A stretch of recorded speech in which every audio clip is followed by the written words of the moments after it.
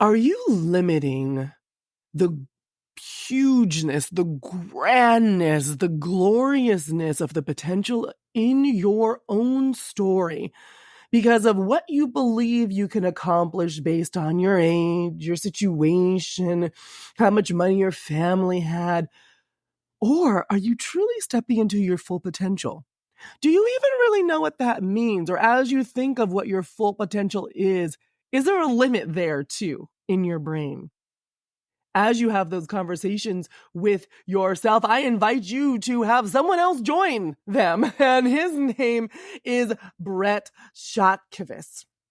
He is an amazing entrepreneur, dad, and more than anything else, I would like to call him a strategist who's giving in this episode gems that anyone from the age of 4 to 400 could take and use to build a business and really remove limiting beliefs from your story so that the story that you're able to tell is one that you really want to tell. Brett started real estate investing back in 2014. He started with house flipping, then he moved to Texas and he got into the assisted living space. But now he's created a brand new niche for himself, the Memory Care Mansion. The Memory Care Mansion is a 16-bed assisted living mansion that takes the homely feeling of a small RAL with all the care and amenities from the large facilities. He entered into this Memory Care Mansion business model that generates over $500,000 while only working a few hours a week. Seems like someone we'd want to listen to, correct? But above all, he's doing good with everything he does. Yeah, amplifying people who wouldn't normally be amplified. And you'll see who those little people are in this episode. And also helping to care for people towards the end of their lives in a much more profound and empathetic way than we are accustomed to. If you are looking for pretty much all the things, this episode's got it all. If you're looking for business strategy, if you're looking to have your mind blown at what your potential is and what potential could look like, if you're looking for a step-by-step thought process around how to remove your limiting beliefs and just get started on your business or how to grow your business or reimagine your business, all of that, that's a lot, but all of it is in this episode today with Brett. All right, let's go. Welcome to the Flourishing Entrepreneur Podcast with Alea Harris. If you're looking for actionable ways to overcome communication and differentiation challenges by sharing radically authentic stories, you are in the right place.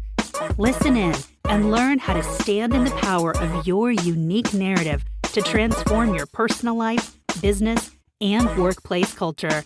And now, your host, award-winning international speaker, strategic storytelling consultant, and Japanese whiskey lover, Ruby Coral's mom, Alea Harris.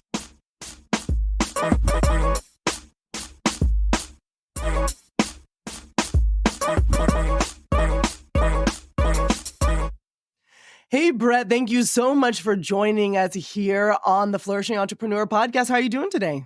I'm fantastic. Thank you for having me on with you. I am glad to have you on. I feel like we're continuing our unintentional series about people doing really good work in real estate with amazing stories to tell while they do it. You were lured onto my show in my web by our episode that we had with Brandon Cobb. And now we get to have you telling a different, but I think equally, if not more so compelling story about what you do in real estate. So before we dive into some of our more hard-hitting questions, can you please tell the listeners in like 2 to 3 sentences what you do? So we build and operate memory care mansions. And essentially it's myself and my wife.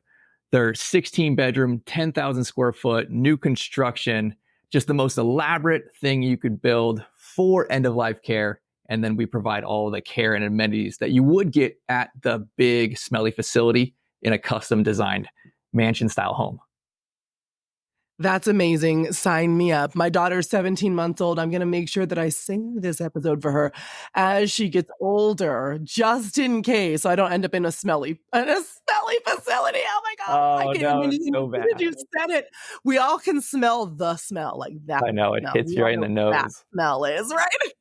Yeah, for sure. So this is a very specific niche to get into, and one that I think very much intrigues me, because when people tell stories, they're often based on the memories that they have. And here we are dealing with folks that might not have those same memories. But before we go down that track, I would just love to know how you got into this very specific niche of real estate to begin with. Yeah. So I've been in real estate for about 10 years, and we started, our investment company, buying and flipping houses, creating passive income, but really wanted to do something that made a difference. I love building things, and then I love helping people. It's like, all right, well, how do I combine real estate with helping people? So we went down a different path, and we opened a sober living and ran that for a few years, helping people literally off the streets, housing, and someone to cook for them and help them, kind of get on their feet. That wasn't something we wanted to scale. I wanted to work with people ultimately who really wanted help. And a lot of the people had drug addictions, and they were ultimately at one point, like the last straw was they lit my house on fire. I'm like, no, we're moving away from this, right? Like we're done with the sober living stuff. Oh my gosh, it is hard to scale building houses if people keep burning them down. Yeah, right. Exactly. So it was like, well, who, needs help and who deserves the best of the best care? And it's like, well, everyone's going to get old, right? Like my family, your family, like how do we solve this problem in the end of life space? Because it's such a huge problem, and therefore I think such a huge opportunity. Because what do you have? You mostly have two options. You have the big smelly facility with 100 other people, and especially post COVID, nobody wants to be there. And then you have the dinky little like RALs, right? The 6 beds, the 8 beds, and you usually have a shared room, and like you eat top ramen because you don't have a chef, and it's like, that's not the greatest either. What can I do? And I saw this opportunity. I'm like, I know I can create something better, right? I can have both sides of this. All the care and amenities that you can get at the big smelly facility in a custom designed, smaller, more intimate mansion style that looks and feels like a home and not like a facility. So you could have, like you said, you went into the sober living and now in memory care mansions, which I love that term, by the way. But you Yeah. could have gone into making apartment buildings or, malls or something like that. What is it in your story that made you want this to be part of your story? I think it's really purpose. I wanted to do something that legitimately made a difference. And, I'm a businessman, right? It needs to make sense. I need to make money. I want to make a lot of money, actually. But I want to do that in a way where I can show my kids, my community, that I'm actually doing something to make a difference. And one of the driving factors was like my actual grandma, I needed a place for her. And she was with us for about 4 years in our assisted living, and she just passed a couple months ago, but she got to 104 years old, right? So like, I want to do something that makes a difference, but I can actually like help my actual family and the people in my community. And I want my girls to see, hey, dad is a BA businessman. He's making great money doing these things, but like I'm actually making a difference. And there's nothing wrong with that. And I welcome it. And I think that there should be more people like you. And I'm sorry about the passing of your grandmother, but wow, That's okay. what a legacy. What a legacy she must have lived after 100. I know, right? So long. She was ready to go, honestly. I don't recommend living past 100 right now. It's a hard thing. Did she suffer from memory loss as well? She did, yes. The last few years, she was nonverbal, and she physically was there. She mentally was not with us for the last couple of years. So she was ready to go. Yeah. When you think about though the stories and that she's told you over the years before she had the memory loss, what if you can think of one or two of the ones that had the most impact on your life and maybe even caused you to be the person that you are? Can you think of any stories like that from your grandmother? Because although she lost her memory towards the end, I'm sure she gave you quite a bit before she Yeah. She was before the she lady did. that, she was always dressed really nice. She was always rocking high heels, even into like her early 90s. And that was her style. And so it was interesting, maybe difficult to see her transition into, a place where honestly, like the caregivers that we have, they were hand feeding her. And, you get to a place where you forget how to chew and swallow.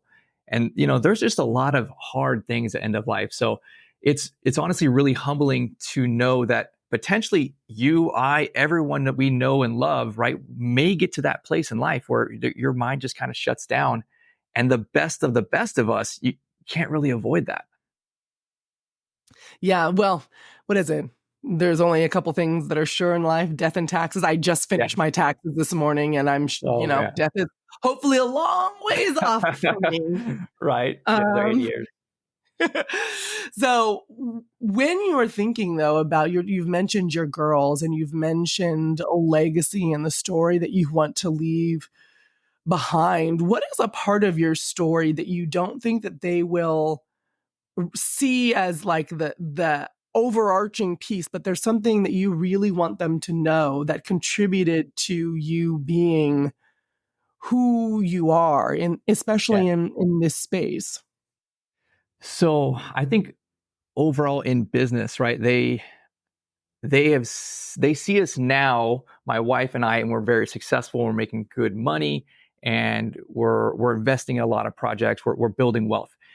They see that, and I don't want them to think that that's where mom and dad started, right? Like, I mean, we started like, I shopped at the 99-cent store, right? Like, we weren't handed anything, and we grinded for a decade to figure this out and pull ourselves out of the rat race and get financial freedom, in our 30s and all that kind of stuff. And the hard work and the grit that went into that. My girls were, not born / very little at that time. And I want to really instill that, you're not guaranteed anything. I don't want them to be entitled kids. So honestly, like one of the things that we do is they started their own business actually at 4 and 6 years old. They literally started with like, okay, lemonade, like most kids start lemonade. And then COVID happened. And I'm like, hey girls, sorry, no more lemonade, right? So they're like, what can we do? And they Google searched it, my 6-year-old did, and like jewelry came up. So they've been 5 years now having a successful jewelry business, not kid jewelry, right? Like you can look up their website, kailinandco.com, and So they you're gonna have to make, spell that. Spell out oh, their okay. website. Okay. So KIA, and let's see, no, sorry. KIA Lynn, LYNN and co.com, Kylin and Co. So my girls are 9 and 12. Been running their own business for 5 years. They're in several stores. They do several events a month, and honestly, they make more money than their teachers. And so they bought their first rental property a few months back, and so we're guiding them through business, through sales, marketing, investing. We do profit and loss statements with them. I mean, they're paying taxes. They're doing all that kind of stuff. At that young of an age, and I really am proud of that aspect from it because I honestly, I want them to learn all of these lessons that I had to go through. But, now they're learning it 20, 30 years before I even got into this game. I love not only that they're doing it, and their jewelry is super cute. Just in case you guys were wondering, you should check it out. That's kailinandco.com, KAILYNNANDCO.com. And they're super cute. Right. And I love that you had the belief in them that they could do it. You weren't like, oh, well, you're just kids. Mm-hmm. You just are going to have to sit down and, I don't know, draw and twiddle your thumbs or whatever. Yeah. They are, I mean, obviously there's been some type of support provided, but For sure. A lot of baby steps. yeah, baby steps. But I mean, how awesome is it that they have this store? They have this online store, it's in stores. And I mean, and they've done some great pricing and they have some great style to them too. Yeah. Awesome. Yeah. They make adult earrings and that kind of stuff. And I mean, it's been a long little process for them, growing through this naturally. And the challenging part is, right, me as a business person, I want to like them to blow up, but I can only guide them so quickly because they're young and they want to play with their friends and they have sports in school. And it's like, Dad, like, sometimes they're like, oh my gosh, another event, right? Like this is event season right now in the spring. All these events lined up almost every single weekend. And I mean, they're crushing it, but they're like, they don't need the money, right? Like, they're like, Right. I want to play. I want to play with my friends. Right. Right. Oh my God, that's awesome. These Yeah, it's very fishbone earrings, by the way, not that I'm shopping and that they've been added to the cart, but they're really right. cute. They are super cute. We sell so many of those things. I really love how you've taken your story and you've allowed it to be an empowering one for your daughters, and you had them start their story in a rather unexpected place, right? You didn't just say, well, when they get older, we'll do this, or, oh, they have to join the family business. And you allowed them to Yeah. explore, but you still gave them the guidance and the freedom. How do you think that the way that they write the stories of their lives will be different than their peers because of how you've guided them? It's really so different and apparent even at this stage of life. Their concept of money is drastically different than most. The knowledge, or maybe the confidence that they have, that they understand the core concept of business. Find a problem, create a product, sell the product, solve the problem, make a profit, right? Like, they have no like limiting belief on money. It's like oxygen to them. It's everywhere. I can have as much of it as I want. I know how to do it, right? Like, the confidence and the freedom of that. And my wife and I, we spend a lot of time teaching them and talking about financial freedom and, working for the man and creating, wealth and things like that, and investing. So they kind of stand out like a sore thumb, honestly, when they're in front of their kids, and even to their teachers. It's like, oh, okay, you already have passive income. All right, well, we're getting there with them. They're going to have a totally different perspective. So I think it's important that they don't come off entitled from this. And I really, I appreciate, and I continue to push them towards, they're all self-made, future millionaires. I really like that, because often, and I do a lot of work with people on this and with myself, in order to get to the place where your daughters are because of your wonderful guidance and your belief in them, we often have to unlearn a bunch of money stuff that life has put on to us. All of that, like you're saying, money is finite. You have to work super hard. It has to be stressful. It has to feel like a grind. You have to work for somebody else for years and years and years before you can ever set out on your own. All of those things that a lot of people were told, which are absolutely not true. Right. Your daughters will never have to unlearn. Yeah. Talk about a legacy. It's almost like you're doing so much good in the world, but that in and of itself, I kind of want to check up on them in about 10 years and just to see, like, what does that even look like? I've never met anybody like your daughters before that are so empowered from such a young age, where I get to see, well, what is that? What does that turn into? How do they write their story? They're definitely going to be able to teach me a thing or five about all of that. But in your success, there is, and in any type of business ownership, there's always the opportunity for failure. What is your relationship with success and failure for yourself? And then how do you talk about that relationship between success and failure with your daughters? So I think failure is a prerequisite to success. I literally tell my girls all the time, like, if you have not failed 99 times yet, then why do you think you're going to succeed? And if you did succeed the first time, like, then you just went way too small, right? You need to think way bigger than that. If you are the best at it, and actually, here's the perspective. My daughters, starting at such a young age, they never competed against children. They always competed against adults. And that is a huge perspective for them. They are going to these vendor events. They're in stores. There's no other kids doing it. They don't do kid events. They only do adult events, right? So they are mentally comparing against other adults and, finding so much failure. And I mean, literally, like, okay, so they were 4 and 6 years old. We taught them how to cold walk up to ladies And before they were in any stores, they had a little basket full of jewelry that they made. And we taught them, their pitch, how to ask permission, how to give a sales presentation. The amount of failure, rejection that they learned at that age, I mean, it was literally 50 to 100 times in a night, right? Like, no, like, go away, little girl, or, whatever it is. Like, they were super cute, so it was hard to say no. But still, they learned so many rejections and no's, and learned that it's literally the prerequisite to success is over and over again failing until you get there.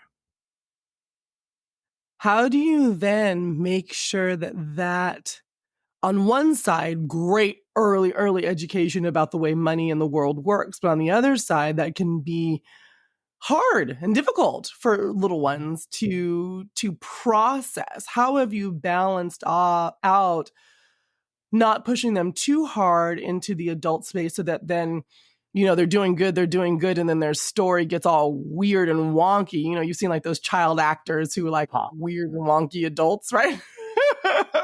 How have you hedged your bet against that while... What did you say? That's a hard balance because I think my wife does that. I think she probably adds that balance because I'm very much like go driven, like let's do more. And then I think she comes in and be like, okay, well, like there's priorities, right? Like, I mean, we literally have priorities. So there's their school. They have to get all their school stuff done first. And then second to that, they have to do their homework. And then the business stuff, right? They come and they make jewelry. They do new photos for their website and stuff like that. And then after that comes school sports and then playing with their neighborhood kids. So we've given them priorities in these things. And it's like, okay, well, these things are first. Here's your priorities in life. And here are secondary things after, your business and stuff. And ultimately, it's only like 30 minutes a day after school that they'll do work on their business. It's not crazy, but it's a lot of weekends, right? So a lot of sacrifice comes with playing with friends or even on sporting things, right? My daughters will miss a bunch of like track meets and things because we're driving to Dallas and we have a 3-day event that they're going to run, right? And that's I think that's kind of the perspective. I hope that I don't overdo it, honestly, and make some something that's too over the top. But I think that we balance this so much because we focus a lot on giving and generosity and the why, right? The why of this money is a tool for good or for evil. And let me show you good. Let me show you how to use it. And they are so incredibly generous. The amount of jewelry and money that they give to people is, I'm very, very proud of that. And I think that they're heading in the right direction with that. Well, one of the many great things that you're doing with them is that there's so much together time. Yeah. They have an age difference, not a huge age difference, but they do have an age difference between the two of your girls. And that often leads to leading very, very separate lives, but you're giving them something to bond over. How do you think that has changed their relationship, having a bit of a shared story, a commonality, which a lot of siblings do not have? Yeah, well, I mean, they're legitimately business partners, right? And actually, they're 50-50. My wife and I, we own 0% of it. We work for free to help them and chaperone and drive them all around. But there's a lot of lessons because my older daughter is very much more like me, and my younger daughter is more like my wife, which is business versus just personality and meeting people, relationships. So my older daughter likes to take charge and like, let's do everything now and this way and this way. And it's like, hey, listen, like your sister is your 50% business partner. You can't just make these executive decisions. You need to consult her. You need to bring these things on. And then it's kind of the same way. Like my other daughter, you can't be letting your sister do all of the work, right? Like you need to be keeping up. You need to be doing these things. And there's a common success in that. And I think very much a team. And they're very different as far as their personalities. But I think that I'm teaching them kind of this yin and yang of business, right? Like she's going to focus over here and succeed. You're going to focus over here and succeed. And we're able to teach some pretty practical real life things in an example that makes sense for them. I know that you're doing a lot of guiding a lot. And it sounds like you're doing a great job. You and your wife are like, my mind is blown over here. You're doing some really impressive stuff with your girls. I hope that you're very proud of yourself. I'm very proud, yeah. What have they taught you, though? How have they guided you? How have they helped shape your story by their example or the way that they've been going about business or life, because I'm on the outside looking in at these very cool little girls who are doing what Yeah. most adults can't even do without the limiting beliefs that come attached to it. But you were an adult. You said you worked at a 99-cent store. You did all this stuff. You were one of those adults like the rest of us that had to unlearn some of this money stuff. So what have Yeah. you been learning from them? I think it's the potential that we all have. And you see this real life example in my daughters, and I see it on the day to day. And so if they are able to do this, and I'll tell you what, that they get a lot of hate actually from a lot of moms. They will, they'll be doing these events Not and they'll from be, the moms. yes, yeah. Because the moms will come up with their snooty attitude and say, oh, little girls, like, who made this? Did your mom really make this? Is this your mom's business? Is she getting all the money? Like, all this, it happens a lot. Oh, they think that you're pimping out your kids. Yes. Oh. Yeah. So, and my daughters are like, it was hard for them for a while, but they learned to stand up for themselves. Like, no, this is my business. This is what I do. I bought my own rental property. I have this much in my, they don't tell people what they have in their savings, but they have a good amount of money. So there's a lot of pushback saying is showing, it just shows an example of what our culture believes about young people, that they are not good enough, that they're not capable enough. And at such a young age, they're able to believe, and I'm able to see that they are capable of these things. And so it's really eye-opening for what our youth can do. But then I can translate into my own life, my own business. Okay, I just turned 40. Why am I not thinking bigger? Why can't I do bigger deals, right? Like, if they can do these things when literally, like, most people think it's not even possible, then why can't I do the things that I don't believe is yet possible? That's what they've been teaching me, and I haven't even met these wonderful little children yet. Yeah. It's like, that's the first thing that crossed my mind. I was like, wait a minute. So if I, without ever knowing them, just based on their age, told myself, not even a loud voice, but it's kind of like the accepted truth in my brain of what they were capable of. Mm-hmm. And then it makes me go back and check myself. My daughter's 17 months old, remember? Oh, yeah. And I'm like, oh gosh.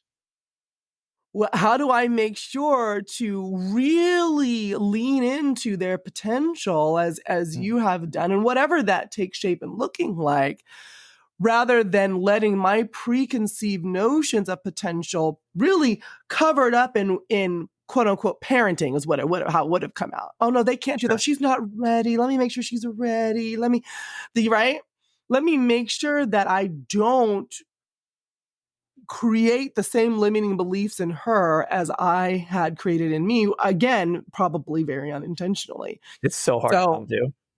Oof. Yeah. Oof. I can only imagine. But at least you have made a lot of headway that I think that parents don't. What made you decide to do this with your girls? Because It it was wasn't a decision. intentional. It was such little baby steps that I did not ever think it would become what it became. So it was let's solve the next problem. It was always, what's the next problem? Okay, lemonade. They wanted to make their goal, right? They made like $150, $170 the first weekend they did a lemonade stand. And like, that's amazing, right? Like, that's fantastic. We taught them how to split that and how to save it and how to, eventually prepare for investing. And then COVID happened. So what's the next problem? What do we do now? And they started selling earrings. Actually, it was how to make them, right? They were not that great the first couple rounds. And then we sold them at church and our gym. And then they built confidence. And then it was like, well, okay, let's go to this area where all these kind of people hang out in our city. And they started walking around. And I'm like, all right, listen, I can teach you a sales presentation, right? I can show you, you have this unique cuteness right now. And they were tiny little things, right? Let me work your strategic advantage. You are young and cute and people will, support you. So then it was like, all right, that's that. And then it was an opportunity. It went from that to, hey, these ladies are like, oh, I know this boutique down the street. They would love to get you in. So then they started wholesaling there. And then it was just the next thing. And I honestly, for the first maybe year and a half or 2 years, didn't think much of it aside from, hey, hopefully they can get to maybe their first rental property or cash flow by the time they move out of our house. And then it became like, well, crap, why can't they have like an empire by the time they're 18? Like it didn't start there initially. Wow. all of the steps, though, the mind-blowing part of this is that all of the steps that you're talking about for your daughters, your little girls, are the same exact steps that I'm hoping that the listeners are understanding that they should take for their businesses too as adults, right? Even if you're like, I don't know if I can do this, you take the baby steps, you find the confidence, you solve the problem, then the next problem, then the next problem. That is what entrepreneurship really is about. Do you see parallels in between the way you have guided your girls, which I did not expect to talk this much about them, but I'm just so fascinated. Right. Do you see parallels between the way you've guided your girls and the way that you run your memory mansion businesses? So let me think about that. I think that our girls have this strategic advantage of their age, and they're leveraging that. I don't have that strategic advantage of my age, right? Like, but I have. I guess You're still so cute, Brett. So cute. I know, right? But it's like, okay, what do I have? What is my strategic advantage that I can use in creating this product? So there's definitely an advantage or a translation in that perspective, that it's like, all right, what can I be unique about? And you know what? My niche is so super niche, right? That's, you talked about why not go in apartment investing. Everyone and their mom is in an apartment investing. No one is building what I'm building. There's people out there doing the residential conversion, and I don't do that. I don't think that works, right? Like, I think I'm the only person who is promoting, let's do a purpose-built new construction mansion in a commercial zoning or multifamily zoning somewhere where I can, not get blocked by the city and the zoning, and ultimately go and provide all the care and amenities that you can get at the 100-bed that nobody wants to be at anymore, and really steal all those grandmas and fill up my mansions. Did you just say you're stealing grandmas? I'm stealing grandmas. That's right. Yeah. The daughter's sick of the bad care over there, right? Like, give her a year or two. She's going to come over to our mansion. She's going to see it. I'm stealing it from the big facility down the street. And I love that. And you mentioned the phrase strategic advantage and I multiple times, but I love the way you mentioned it.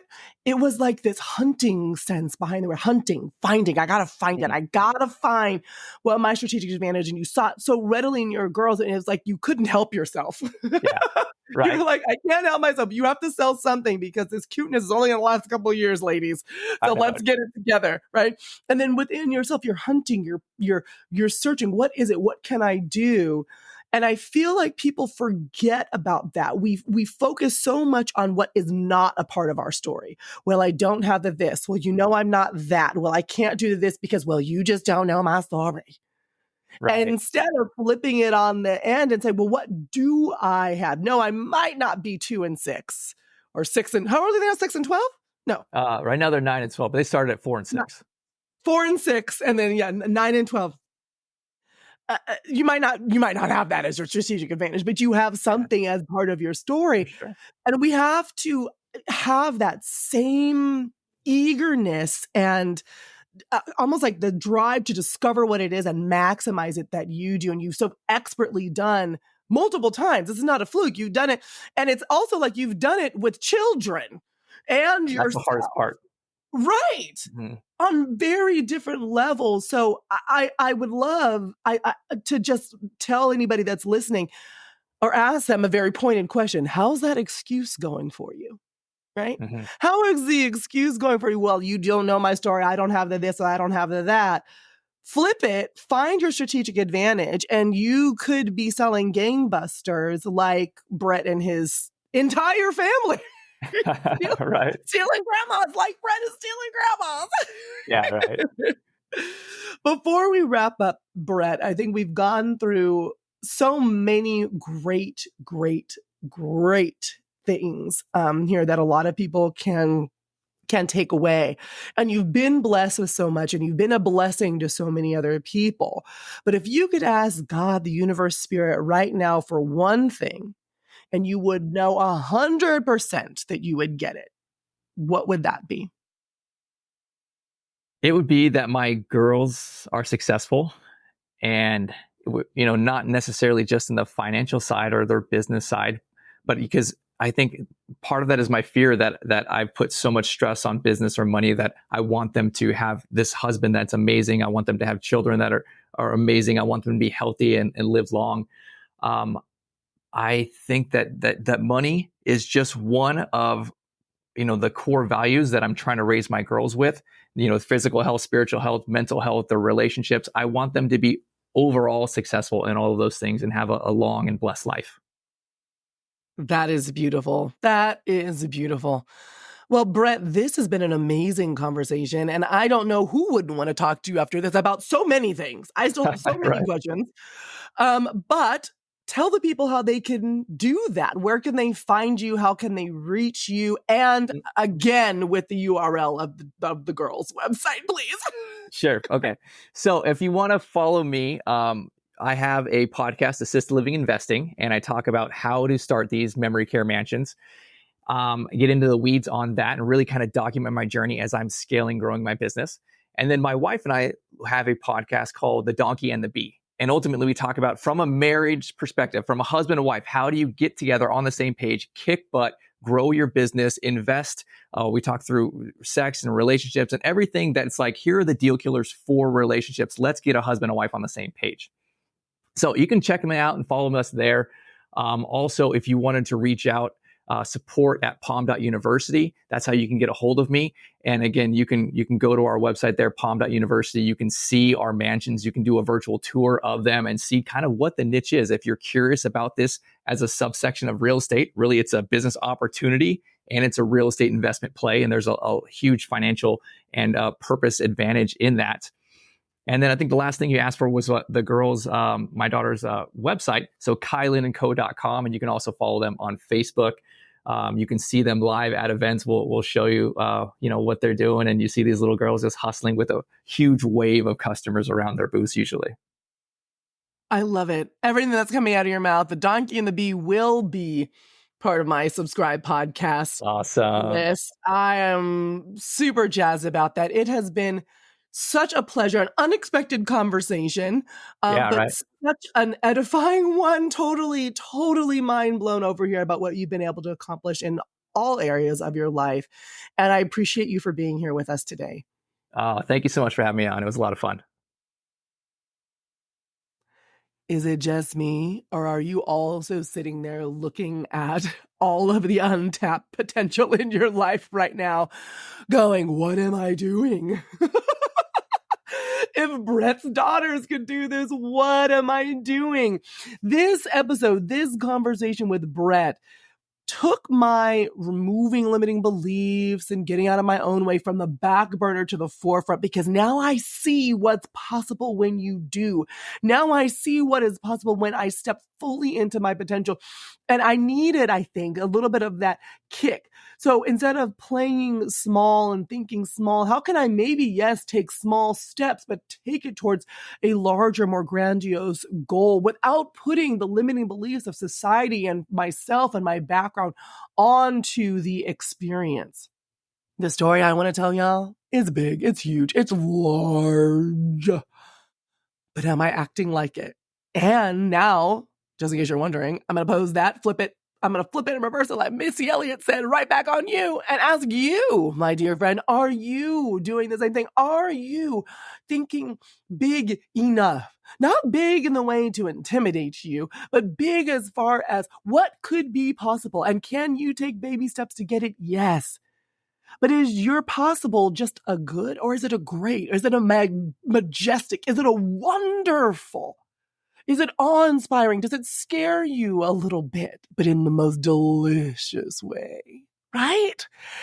That's what I'm sitting with after this conversation with Brett. And I'm so grateful to have had it, especially because I am a mommy. And what can I do to help support my daughter when living her fullest potential without putting my own limiting beliefs onto her? Ooh, I know she's going to have therapy at some point in time. We all do. But I'd like to contribute to less therapy moments, if possible. If you liked this episode, which I know I sure as heck did, please go ahead, subscribe, like, leave a comment. I really want to hear from you. You can also email me directly at aleya@aleyaharris.com, ALEYA@ALEYAHARRIS.com. Until next time, my name is, yes, in fact, Aleya Harris, and I'm sending you lots and lots and lots of love, light, and more abundance than you can ever think of. Oh, so much abundance. Have a wonderful rest of your life journey for this period, day, night, and evening, and I will talk to you soon. Bye for now. Thank you for listening to this episode of the Flourishing Entrepreneur Podcast with Aleya Harris. Vibing with what you hear? Leave a 5-star review to spread the love, and be sure to click subscribe. We wish you love, light, and abundance. See you next time.